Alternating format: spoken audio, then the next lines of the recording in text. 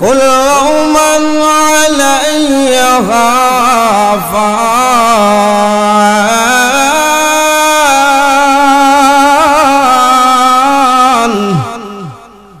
ويبقى وجه ربك ذو الجلال والإكرام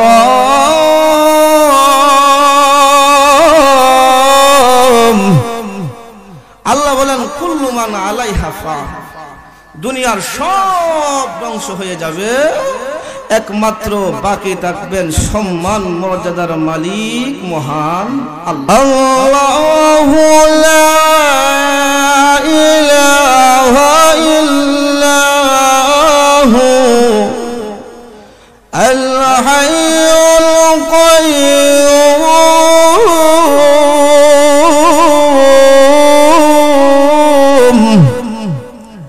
আল্লাহ হলেন তিনি আল হাইয়ুল কাইয়্যুম, যিনি হলেন চিরঞ্জীব, যার কোনো মরণ নাই। ভাইরা আমার তাকায়া দেখেন, এই জন্য আল্লাহর নবী বিশ্ব নবী রাহমাতুল লিল আলামিন বলেন, উম্মতেরা রে, যখন কোনো মানুষের সকরাত শুরু হয়ে যায়, ও আমার উম্মতেরা, তখন তোমাদের কিছু দায়িত্ব আছে।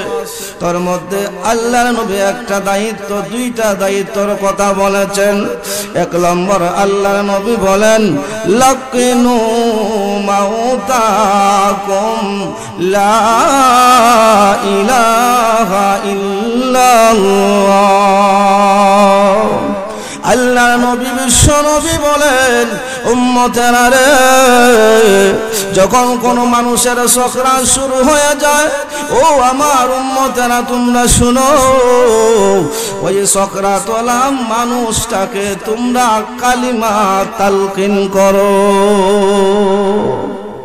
যখন মানুষের সকরাত শুরু হয়ে যায়, তখন তার পাশে বসে কালিমা তালকিন করা, অর্থাৎ তার পাশে বসে বসে কালিমা পড়া।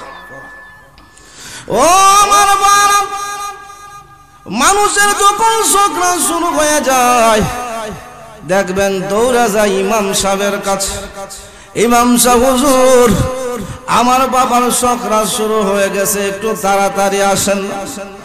আমার ভাইরা, আল্লাহ নবী বলেন, উম্মত, যখন সকরাত শুরু হয়ে যায়, তখন তোমাদের এক নম্বর দায়িত্ব বলো, তোমরা ওই মুমূর্ষ ব্যক্তিকে কালেমা তালকিন করো। ভাইরা আমার, কালেমা তালকিন করলে কি লাভ হবে জানেননি? আল্লাহ নবী বিশ্ব নবী রাহমাতুল লিল আলামিন বলেন, মান কানা আখিরু কালামিহি লা ইলাহা ইল্লাল্লাহ। নবীজি বলেন, যেই ব্যক্তির শেষ বাক্য হবে লা ইলাহা ইল্লাল্লাহ, নবীজি বলেন, দাখালাল জান্নাহ, সে আল্লাহর তৈরি জান্নাতে প্রবেশ করবে। ও আমার বাবা, যদি তোমার আমার মরণটা ইমানের সহিত হয়, ইমান অবস্থায় মরতে পারি, জীবনের শেষ বাক্য লা ইলাহা ইল্লাল্লাহ হয়, ইমান অবস্থায় মরতে পারি, তাহলে অবশ্যই জান্নাতের আশা করা যায়। জোরে কোন কথা ঠিক না বেঠি?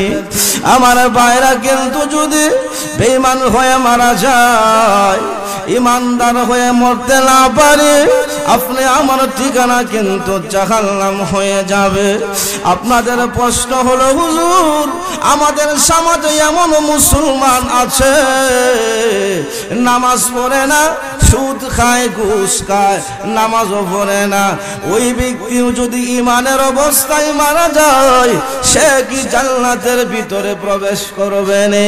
ও আমার বাবা, এই দুনিয়ার জীবনে আপনি গুনাহ করেছেন, অন্যায় করেছেন, নামাজ পড়েন নাই, সুদ খাইছেন, নামাজ পড়েন নাই, আল্লাহর হুকুমগুলো অমান্য করেছেন, কিন্তু আপনি যদি ঈমান অবস্থায় মারা যাইতে পারেন, এই পাপের সাজা বুক করে একদিন না একদিন জান্নাতে যাইতে পারবে। আমার ভাই বুঝছেন, ঈমান অবস্থায় মারা যাইতে পারলে, নামাজ পড়েন নাই, আল্লাহর হুকুমগুলো পালন করেন নাই, এই সাজা বুক করে ইমানদার মুসলমান একদিন না একদিন জান্নাতে যাবে।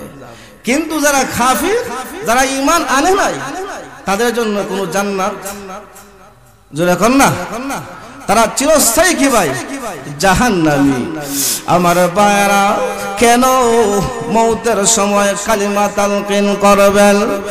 আমার ভাইরা, মৃত্যুর সময় এমন কষ্ট হয় মানুষের, সকরাতের সময়ে মানুষের এমন কষ্ট হয়। সকরাতের সময়ে যদি কোনো মানুষকে 500 সমুদ্রের পানিও তার মুখে দেওয়া হয়, কিন্তু তার পানির তৃষ্ণা মিটবে না।